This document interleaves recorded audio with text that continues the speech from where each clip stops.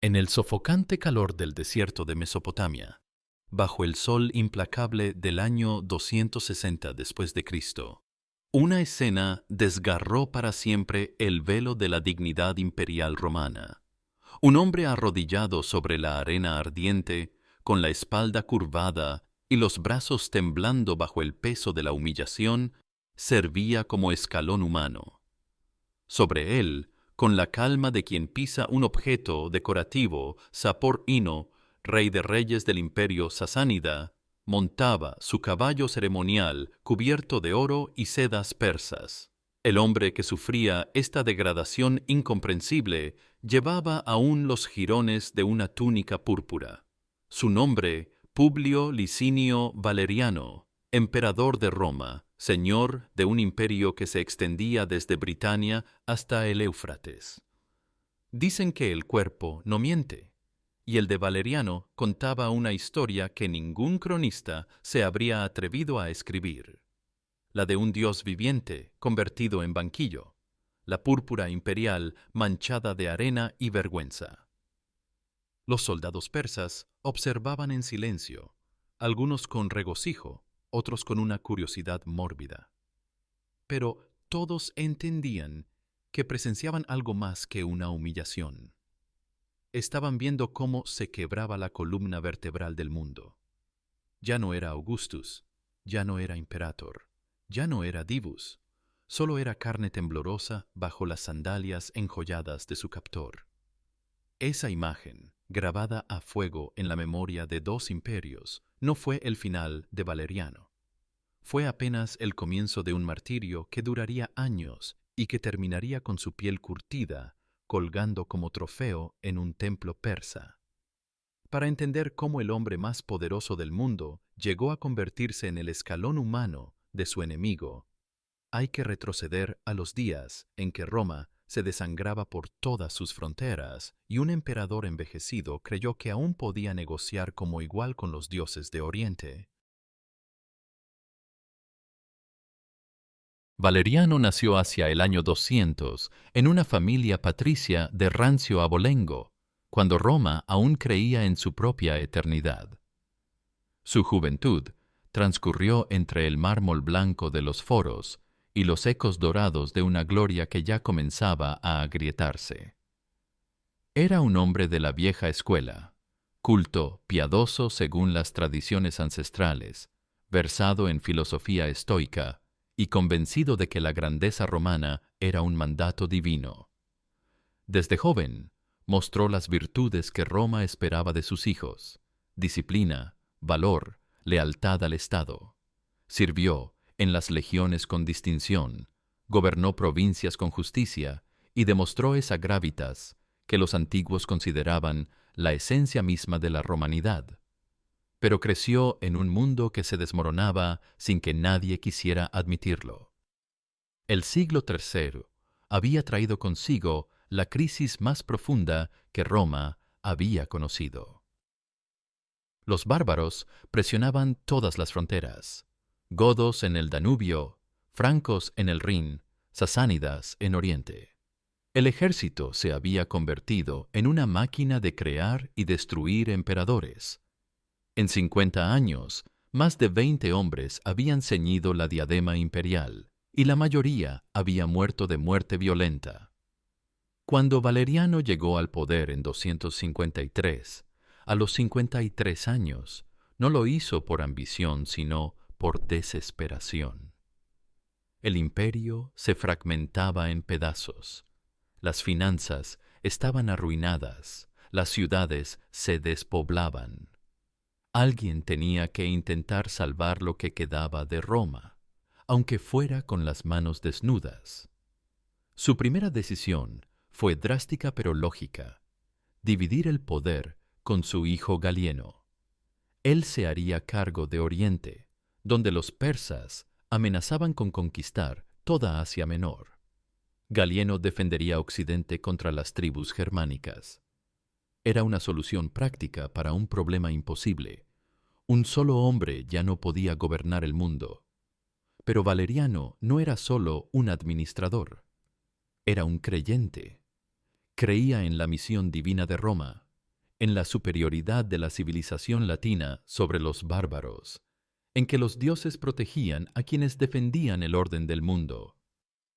Esa fe lo impulsó hacia Oriente, hacia la frontera más peligrosa del imperio, donde Sapor Pimi había convertido la guerra en un arte refinado de humillación y venganza. No sabía que marchaba hacia una trampa que había estado preparándose durante décadas. Sapor Ma y no era un bárbaro cualquiera. Era el heredero de una tradición imperial que se remontaba a Ciro el Grande, el hombre que había convertido el imperio sasánida en la única potencia capaz de desafiar a Roma de igual a igual. Inteligente, cruel, refinado y absolutamente despiadado, había pasado años estudiando las debilidades del sistema romano. Entendía algo que los emperadores romanos habían olvidado: que la guerra no era solo conquista de territorios, sino destrucción del prestigio enemigo. Cada victoria persa no solo arrebataba tierras a Roma, sino que demostraba al mundo que los supuestos señores de la civilización podían ser derrotados, humillados, convertidos en espectáculo. La guerra comenzó de forma tradicional. Sapor invadió Armenia, el reino tapón entre los dos imperios. Valeriano respondió con las legiones, recuperó las ciudades perdidas, rechazó a los persas más allá del Éufrates. Por un momento pareció que la vieja magia romana funcionaba todavía. Fue entonces cuando llegó la propuesta que cambiaría la historia. Sapor solicitó una reunión personal para negociar la paz. Los términos parecían razonables. Armenia quedaría dividida, se establecería una frontera estable, cesarían las hostilidades. Para un emperador, agotado por las crisis internas del imperio, era una oportunidad de oro. Los consejeros de Valeriano se opusieron. Conocían la reputación de Sapor, sus métodos, su obsesión con el teatro del poder. Pero el emperador estaba cansado. Había pasado años luchando contra enemigos que renacían como hidras cada vez que los derrotaba. Una paz honorable le permitiría concentrarse en los problemas internos de Roma. La reunión se fijó cerca de Edesa, en territorio neutral. Valeriano acudió con una escolta reducida, como correspondía a una negociación diplomática. Llevaba la toga púrpura, los símbolos de su rango, la confianza de quien ha gobernado medio mundo. No llevaba las cadenas que muy pronto adornarían sus muñecas. El encuentro comenzó con las formalidades habituales: intercambio de regalos, discursos sobre la paz entre los pueblos, brindis por la amistad eterna. Sapor era la imagen de la cortesía oriental, elegante, deferente, aparentemente sincero. Hasta que los guardias persas cerraron el círculo. No hubo violencia espectacular, solo la realización gradual de que las puertas se habían cerrado, que los soldados romanos habían sido desarmados con pretextos ceremoniales, que el emperador del mundo era ahora prisionero de su peor enemigo. La traición había sido perfecta, ejecutada con la precisión de una obra teatral. Y entonces Sapor sonrió. No era la sonrisa de un negociador satisfecho, era la sonrisa de un artista contemplando su obra maestra. La primera humillación llegó esa misma noche. Despojaron a Valeriano de la púrpura imperial y lo vistieron con harapos. Le cortaron la barba ceremonial que llevaba como símbolo de su dignidad senatorial. Le encadenaron las manos con grilletes de oro, una burla refinada, cadenas preciosas para un prisionero sin precio. Pero Sapor no tenía prisa. Había capturado al emperador de Roma, la presa más valiosa de la historia. Iba a saborear cada momento de su venganza. Durante meses, Valeriano fue exhibido como trofeo viviente en las ceremonias de la corte sasánida. Lo paseaban en una jaula durante las festividades. Lo obligaban a servir el vino en los banquetes. Le hacían besar los pies del rey persa ante los embajadores de otras naciones. Cada humillación era calculada para quebrar no solo su cuerpo, sino su espíritu.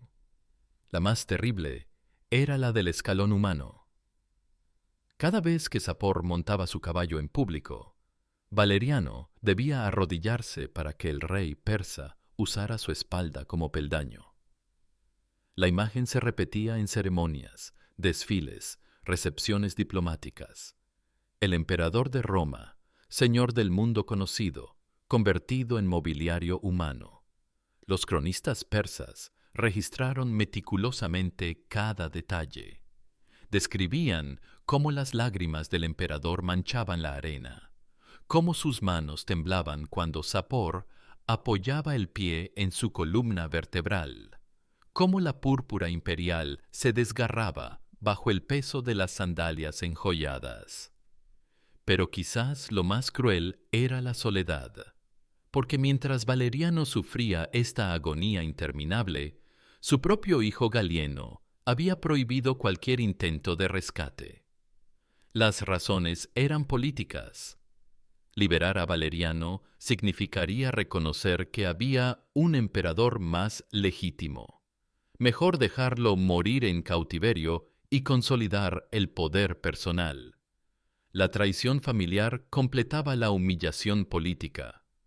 Valeriano había entregado el imperio a su hijo para protegerlo, y ahora ese mismo hijo lo abandonaba para proteger su propia posición. Su cuerpo no le pertenecía ya ni siquiera a su familia. Pertenecía al espectáculo persa, al teatro cruel de Sapor Wilhelm. Durante años, el emperador romano vivió en esta pesadilla sin despertar. Su pelo se volvió blanco, sus fuerzas se agotaron, su mente comenzó a perderse en los laberintos del dolor. Los guardias persas comentaban que a veces hablaba solo, que repetía nombres de dioses romanos, que ya no podían escucharlo, que lloraba en silencio durante las noches del desierto. Pero Sapor no había terminado. La humillación en vida era solo el primer acto de su venganza. El segundo acto llegaría con la muerte.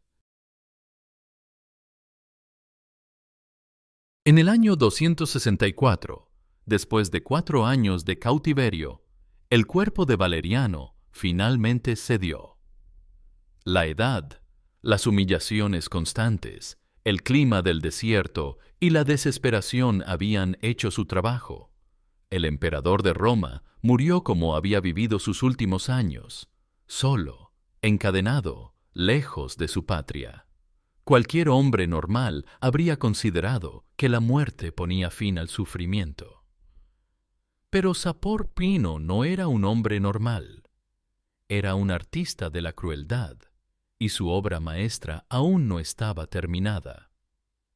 Ordenó desollar el cadáver de Valeriano con el cuidado de un taxidermista. La piel fue separada del cuerpo sin dañarla, curtida con técnicas ancestrales persas, y después rellenada con paja hasta recuperar la forma humana. Los ojos fueron reemplazados por gemas, la boca cosida en una mueca eterna, las manos fijadas en posición de súplica.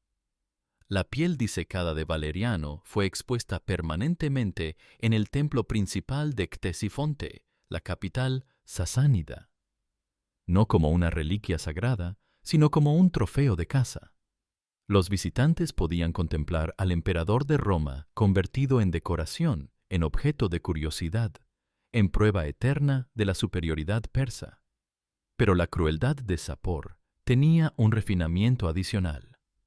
Había hecho instalar la figura junto a una inscripción que relataba toda la historia: la captura, las humillaciones, el abandono de su propio hijo, la muerte en cautiverio. Los embajadores romanos que llegaban a la corte persa eran obligados a leer el texto completo antes de ser recibidos en audiencia. La humillación se había vuelto institucional.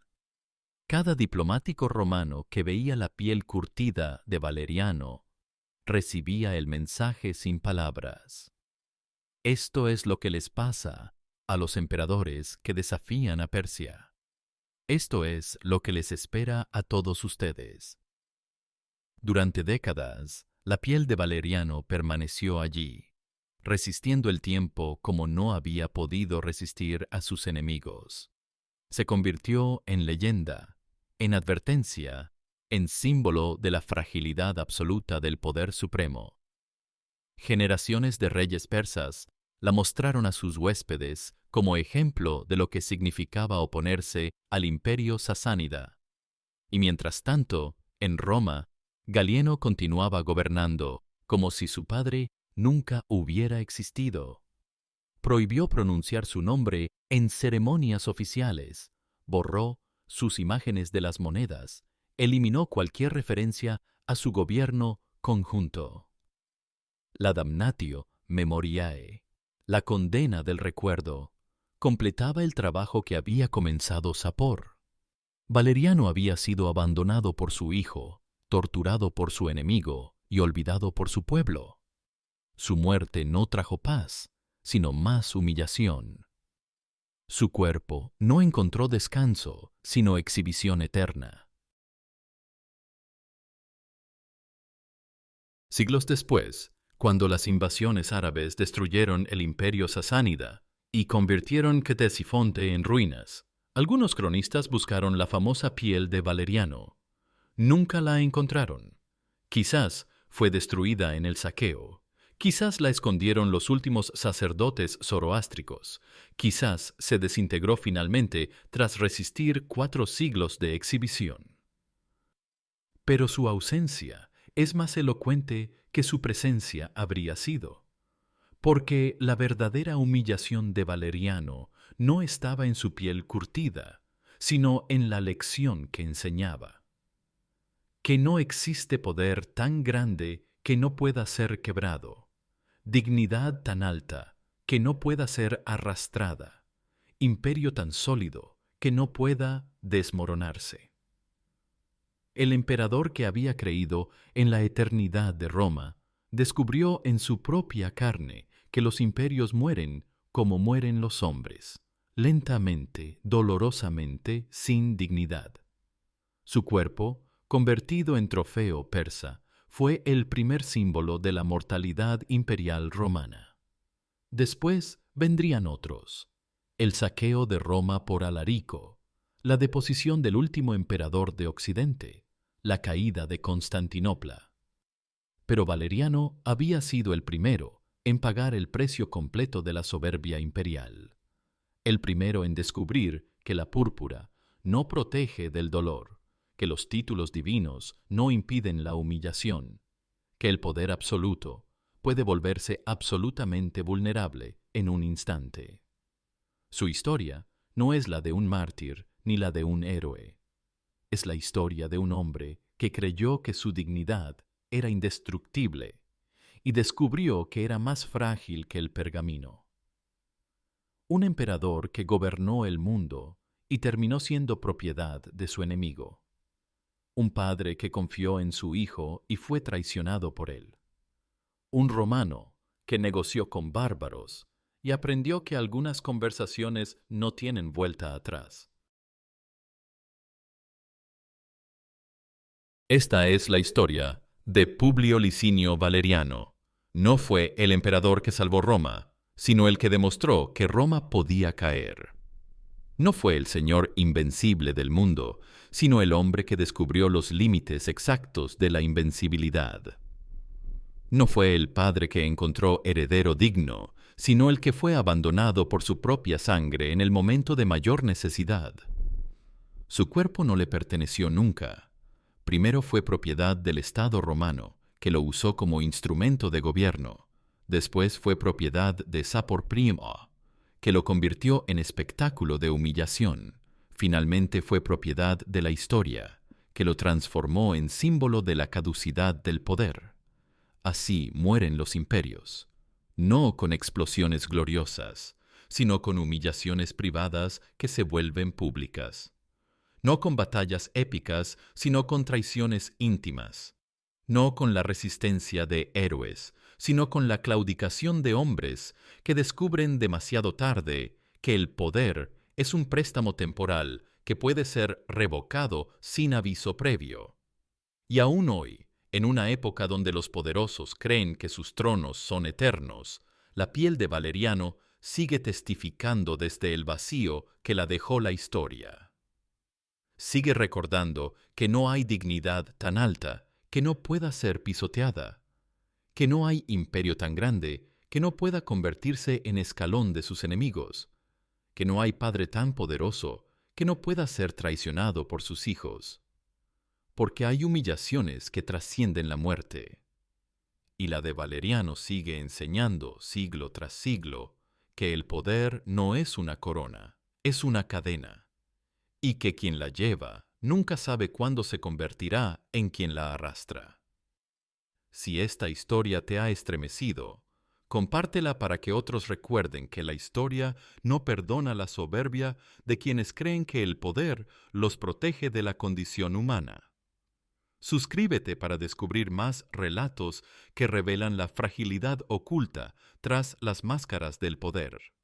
Porque solo recordando las caídas del pasado podemos evitar repetir las tragedias del presente.